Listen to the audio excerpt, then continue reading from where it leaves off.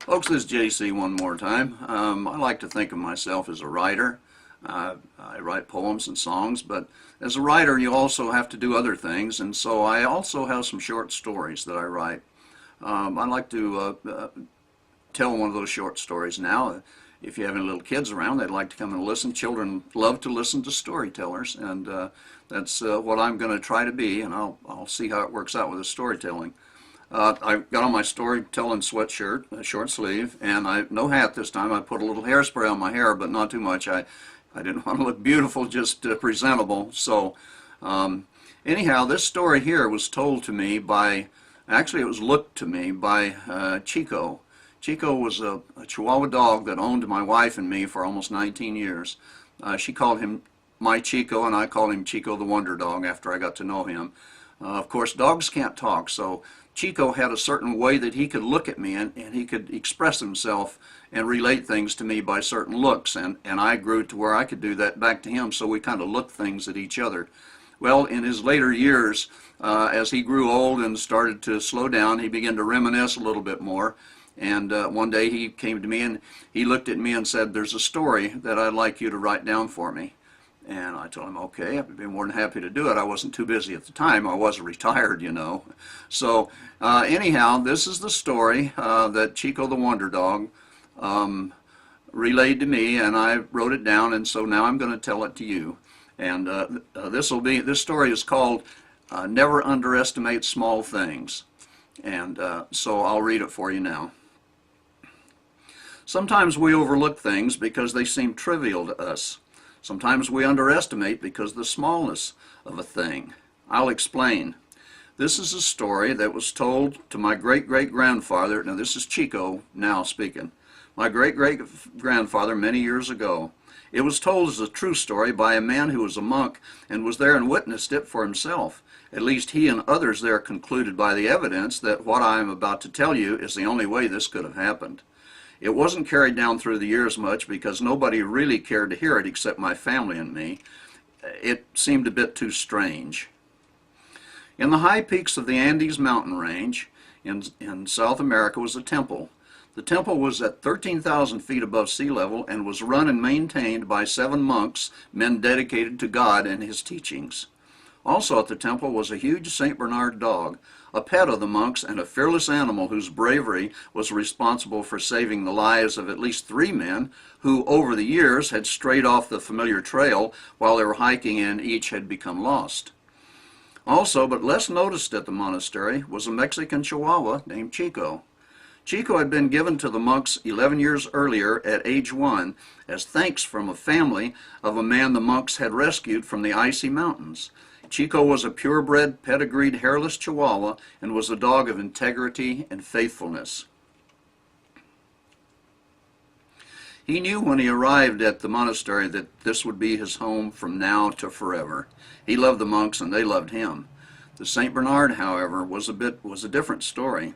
The St. Bernard, whom the monks simply called Dog, resented Chico from the beginning and was often cross with him. But Chico took it in stride and put up with it just as though a thoroughbred would. Now on one fateful day a message came by carrier pigeon from the ranger station below that a man had hiked one of the favorite trails and was several days overdue. The message gave all the pertinent information and the monks began readying themselves for a search.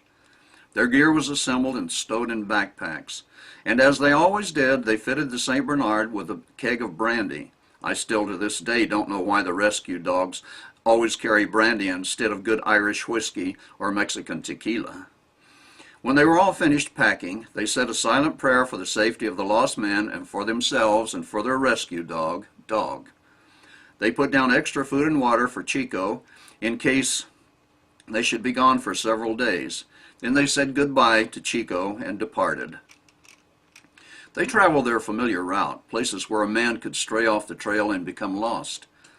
And after a full day of fruitless searching, they made camp. They had been going a day and half a night and welcomed the respite. Dog needed rest too. During the night, fresh snow began falling, and by morning it was coming down very heavily. Then the wind started blowing and a whiteout occurred. The men didn't worry much about that. They had had to put up with blowing snow many times and hadn't ever lost their bearings. They decided to split up, 3 men and dog going one way, and the other 4 men the other way. They agreed that after 2 more days, at most, they would return to the monastery. The weather got worse, but the monks persevered, and finally the group of 4 men found the lost hiker snuggled inside a thick sleeping bag, cold and hungry, but in good health. They immediately thanked God for their good fortune and headed back to the monastery. 2 more days passed, and they began to wonder about the lateness of the other search party, the 3 monks and dog. Then, early the next morning, the 3 monks arrived back at the monastery, but without Dog. They said as they were climbing a narrow part of the trail, Dog had wandered too far toward the edge, and the snow gave way, and he had fallen down into the canyon. They heard him yelp on the way down, but never heard him again. They looked for a way down to rescue him, but after a full day of searching, finally had to give up. There was no way through the snow to where he had fallen. They sadly accepted what seemed to be the fate of their faithful rescue dog. Later that day, the rangers came up and got the hiker and returned him to his family. They thanked the monks and offered condolences for the loss of Dog. Another day passed, and the storm continued raging. This was the longest a snowstorm of this magnitude had lasted in a good many years. Then a day later, Chico's ears perked up, and he looked toward the outside. He jumped up and ran to the door. The monks watched him and wondered if he had heard some sound, maybe Dog whining outside. They all went outside and looked and listened, but saw and heard nothing. Chico would not stop his fussing, however, running to the door and then back again. Then he went to his dish and ate all of his food and drank all his water, then went to one of the monks, the one charged with feeding him, and begged for more. The monk thought this was strange, but he put out more food and as much water as he was sure the small dog could drink. Chico ate the food and drank all of his water, then ran to the front door and began to howl softly. The monk called the others over, and they wondered aloud what could be the matter with this small dog. Was he missing the dog so much that it made him act so strangely? The monks decided to look again outside, at least as far as they could in the heavily falling snow. The monk in charge of Chico decided to put a sweater on Chico so he wouldn't get too cold. When they opened the door, Chico bolted outside and began running as fast as he could away from the monastery and up the hill. He didn't go up the well-used trail. Instead, he veered off to the left toward a very rugged part of the mountains. The monks tried to stop him, but they couldn't catch him, and in a second, Chico was out of sight. Chico very faintly heard a dog sound. Actually, he felt it more than heard it. He wondered if he could do what he had in mind. If only he was in time and could hold up in this vicious storm. He went at top speed until he passed a place where the terrain dropped very quickly and for a long way down. Then he slowed to a more manageable pace and watched and listened intently. Chico had been walking for over an hour, and he began to feel the cold. It hadn't occurred to him that he might not be able to finish this. He knew the sweater helped tremendously and was very glad he had it on. He walked on for 2 more hours and was now over a mile from the monastery, and the cold was beginning to get to him. He started to feel weak in his legs, and his pads hurt from the cold. Chico knew there was a chance he had made a mistake about hearing Dog, but he didn't think so. He knew now that it wasn't a sound he had heard. This was much too far away for any sound to carry. It had been a feeling. He knew he wasn't wrong. Now he would find out if he could do what he knew he must do. Chico began slowing down. The cold was starting to get to him. He knew that he had come so far now that he could never go back on his own. He started and looked around. He stopped and looked around and listened. He was feeling weak now, but he was determined to finish what he had started, if he could.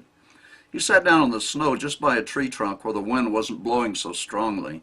He was beginning to feel sleepy, and all of a sudden he wasn't as cold as he had been before. Strange. His ears began to ring slightly, and his eyes started to glaze over. He wasn't aware of things like hypothermia and such. He did, however, wonder why, now all of a sudden, he began to feel better and warmer. This was strange. He thought if he could just close his eyes for a moment, he'd see better and be some rested. Chico didn't know how long his eyes had been closed, but he felt something warm and wet rubbing against his face. He heard a faint whimper. It almost sounded like Dog. He opened his eyes and saw the St. Bernard lying right beside him and gently licking his face. He looked at Dog and knew the St. Bernard was very weak, probably from hunger. He knew that if the bigger dog had food, he would be revived and could probably make it back to the monastery. Chico might not be able to make it back, but the rescue dog would be saved. He knew what he had to do. He rose up on his front legs right at Dog's face and began to gag himself.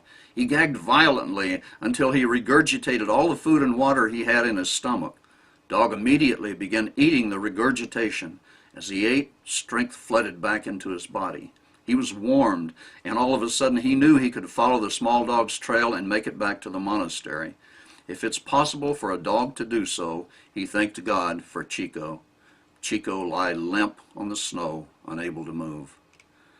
Later in the day, the monks heard barking at the front door. They rushed to open it and saw Dog standing there, very tired, but in good condition. In his mouth, held very gently, was a limp and weak, but very alive, Chico the Wonder Dog. And they lived happily ever after. Thank you very much.